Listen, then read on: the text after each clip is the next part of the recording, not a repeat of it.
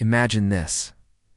It's a quiet morning in Caracas. The streets are waking up, vendors setting up stalls, children heading to school, and then everything changes. The roar of American fighter jets splits the sky, explosions echo in the distance. Panic spreads through the city. On the other side of the world, in Washington, the headline blares across every screen. President Trump orders full-scale invasion of Venezuela. The White House says it's about freedom, about ending dictatorship. But behind the curtain, the whispers are louder. Oil, power, control. The highways choke with military convoys. Armored tanks rolling into South America for the first time in generations. Smoke rises from burning refineries. Venezuelan soldiers dig in for urban warfare, prepared to fight block by block, and across the globe, the world holds its breath. Allies scramble, enemies prepare, and every nation wonders, has America just opened the gates to another endless war? Tonight, we unravel the terrifying possibilities. From battlefield strategies to global oil wars, from Washington's secret motives to Venezuela's uncertain future. This isn't just about one country. It's about the survival of empires, the rise of chaos, and the price ordinary people will pay when world leaders gamble with fire. So what could happen if Trump truly invades Venezuela? Asterisk, before we dive into the nightmare scenario of tanks and troops, we need to understand the history. Because Donald Trump's war with Venezuela didn't begin on the battlefield, it began with words, sanctions, and power plays. From his first year in office, Trump singled out Nicolas Maduro, the strongman of Venezuela. In fiery speeches, he called Maduro a dictator, illegitimate, and a direct threat to democracy in the Americas.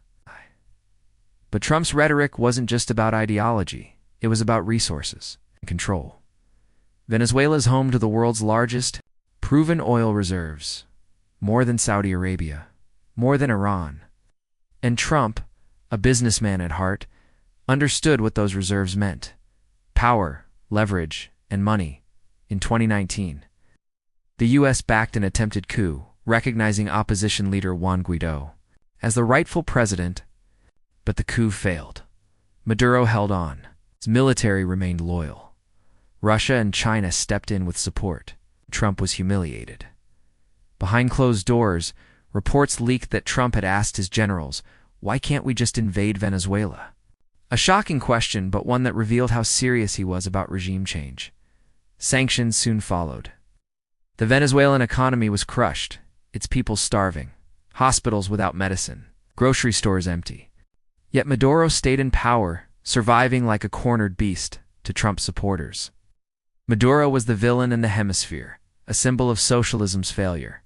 To his critics, Trump's obsession with Venezuela was about something else entirely: oil contracts, political distraction, and the image of a tough leader willing to topple America's enemies. And so, the seeds of invasion were planted not in secret war rooms, but in campaign rallies, press conferences, and whispered Oval Office conversations. The question was no longer if Trump wanted Maduro gone. The question was, how far would he go? Asterisk, so. What would an invasion actually look like? Step 1. The blockade.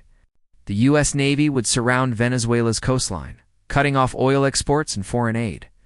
Warships, aircraft carriers, and submarines forming a steel wall in the Caribbean Sea. Step 2. The skies. American fighter jets would bomb key targets or fields, radar systems, and command centers. In hours, Venezuela's air defenses could be crippled. Step 3. Boots on the ground. Thousands of U.S. Marines storming in from neighboring Colombia, where U.S. forces already operate. Armored divisions rolling through the jungles and highways, aiming straight for Caracas. But here's the danger. Venezuela is no easy battlefield. Its cities are dense, its jungles are brutal, and its military, while smaller, is fiercely loyal to Maduro. Guerrilla tactics, snipers in the cities. Sabotage of oil refineries. It would not be a quick war.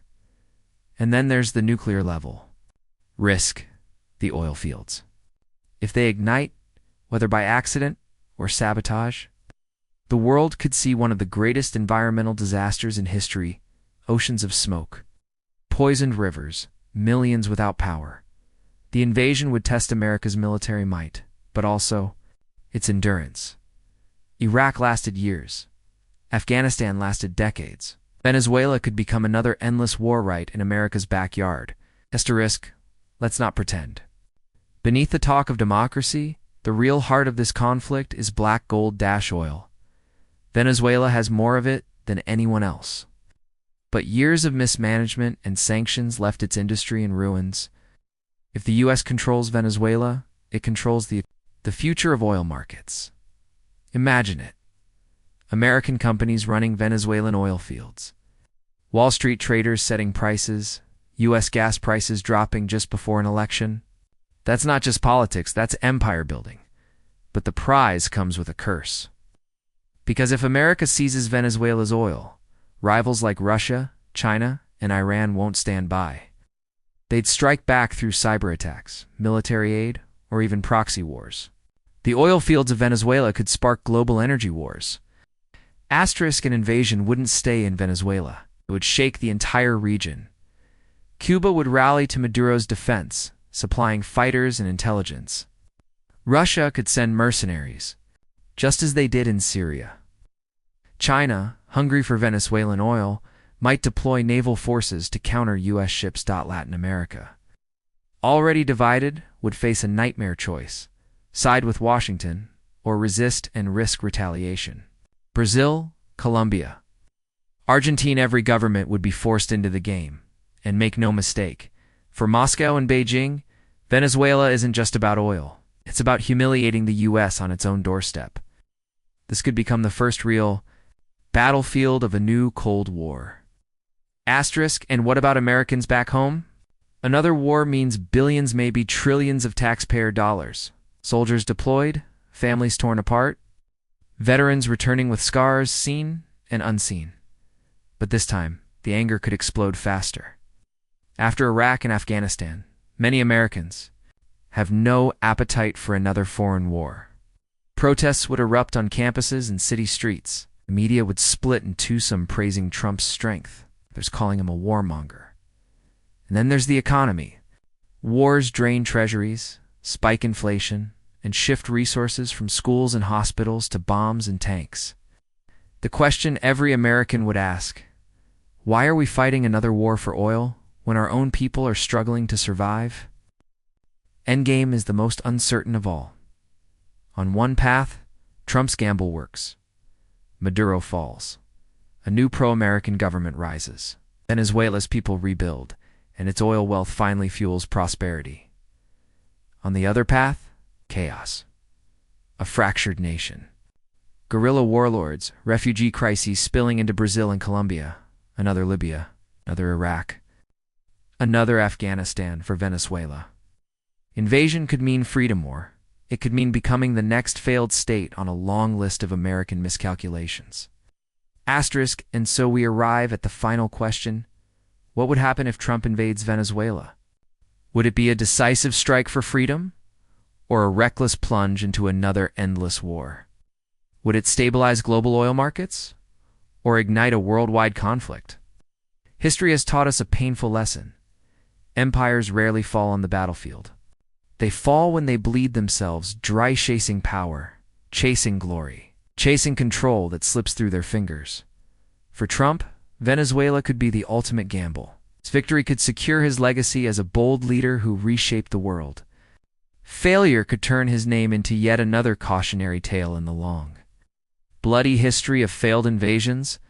But one truth remains: the people who will pay the price are never the ones giving the orders. They are the soldiers on the ground, the families left behind, the citizens caught in the crossfire. So if Trump invades Venezuela, who really wins and who loses everything?